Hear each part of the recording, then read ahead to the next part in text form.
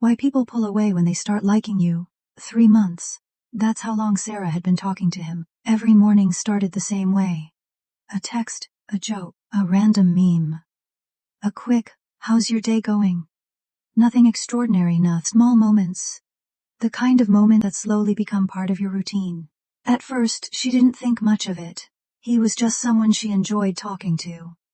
But then something happened. She started checking her phone more often. She started smiling when his name appeared on her screen.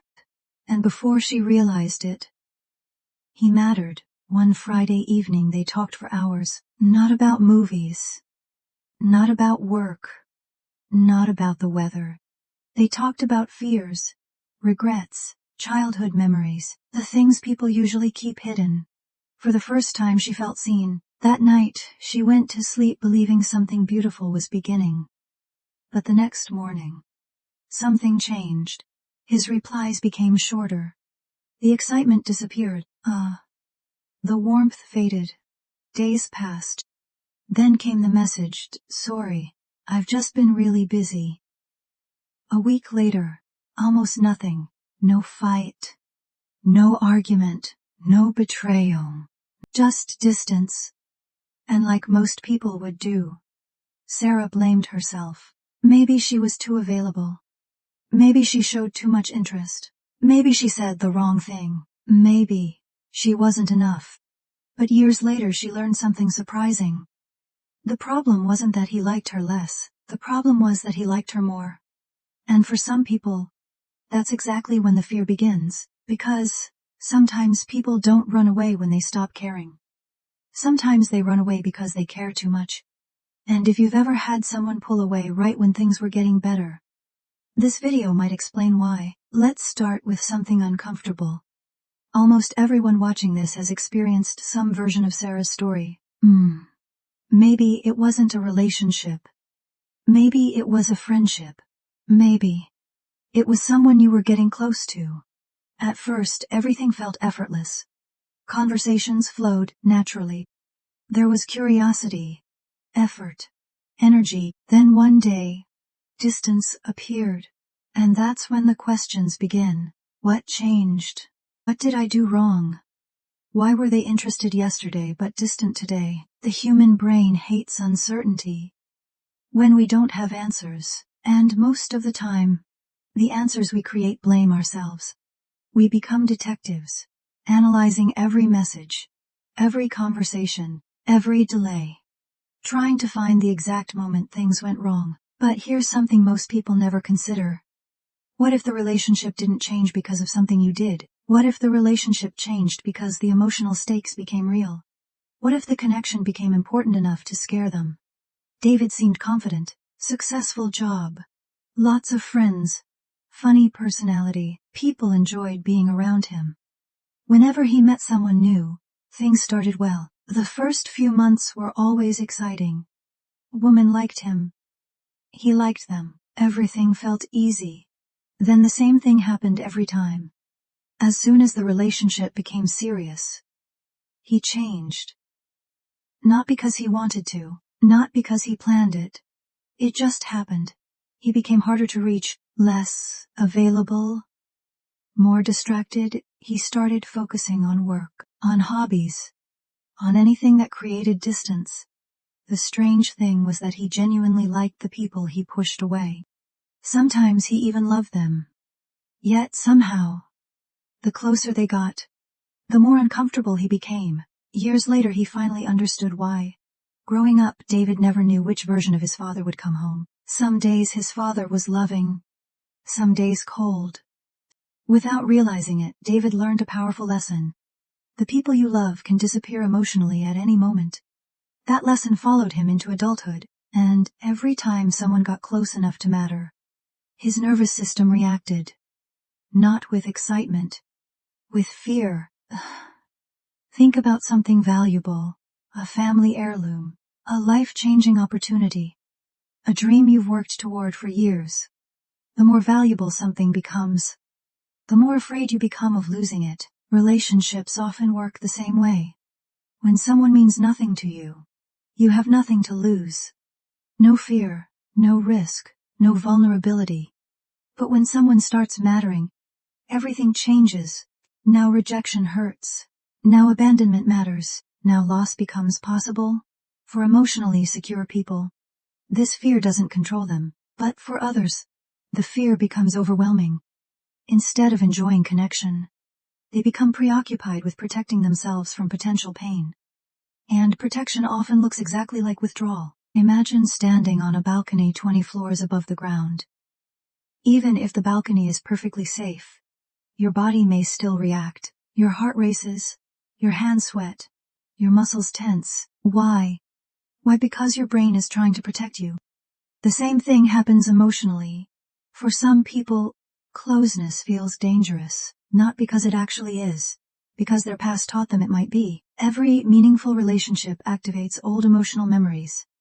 Memories of rejection, abandonment, disappointment.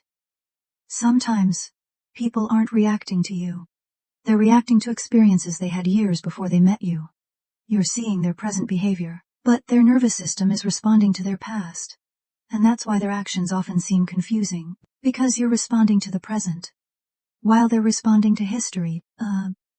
Most people imagine fear as something dramatic, running away, crying, panic attacks.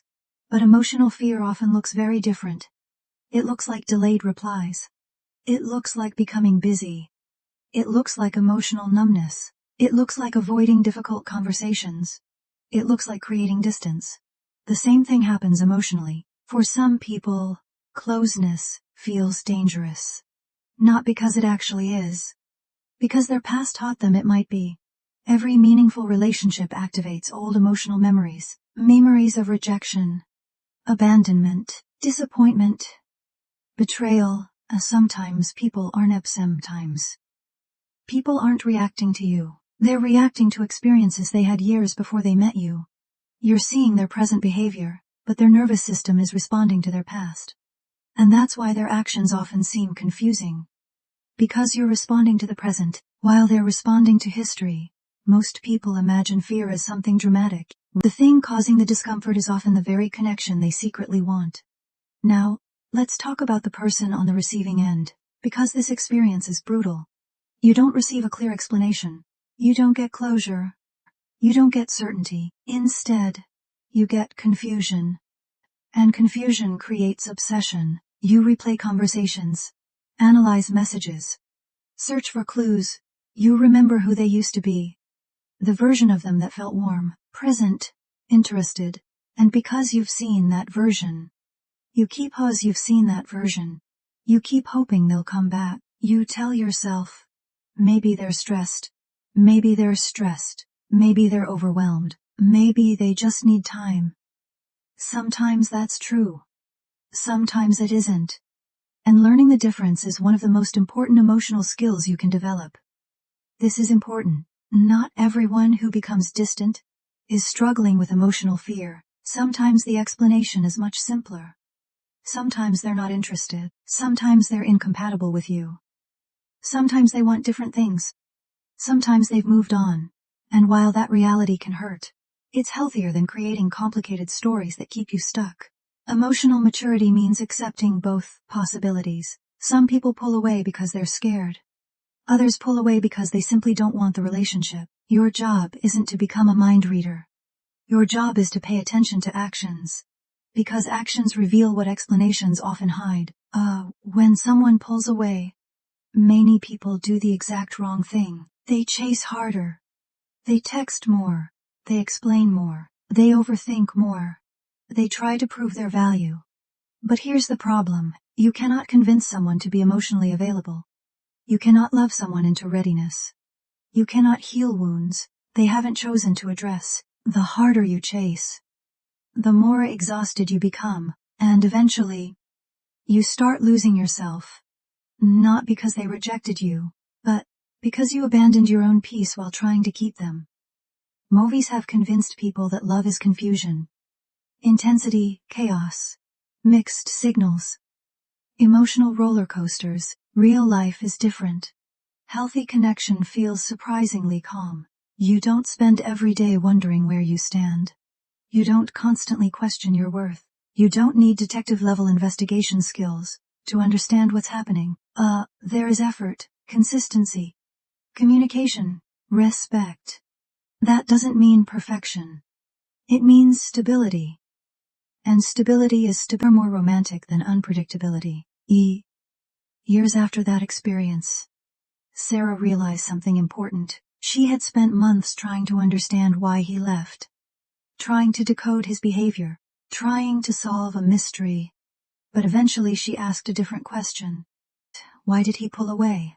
But why am I measuring my worth by someone else's ability to stay? That question changed everything. Because the truth is, someone's inability to remain emotionally present is not a measurement of your value. It never was. Your worth doesn't increase when someone stays.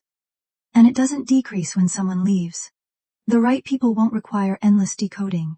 The right people won't make you question your value every week. The right people won't force you to earn basic consistency. Because healthy love isn't about chasing. It's about choosing each other repeatedly. So, if someone pulled away from you, remember this. Sometimes it happened because they were afraid. Sometimes it happened because they weren't ready.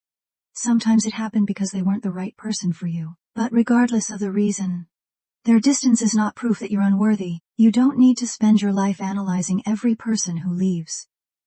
You don't need to become an expert at decoding mixed signals. You don't need to lose yourself trying to understand people who refuse to communicate. Your responsibility isn't to fix everyone. Your responsibility is to protect your peace, to recognize consistency, to value emotional availability, and to stop chasing people who keep showing you they're unable to stay. Because real connection doesn't constantly leave you confused. Real connection doesn't make you beg for clarity. Real connection feels safe. And the most beautiful relationships in life aren't the ones that create the strongest emotional highs. They're the ones that bring the deepest sense of peace. Because peace doesn't pull away. Peace stays.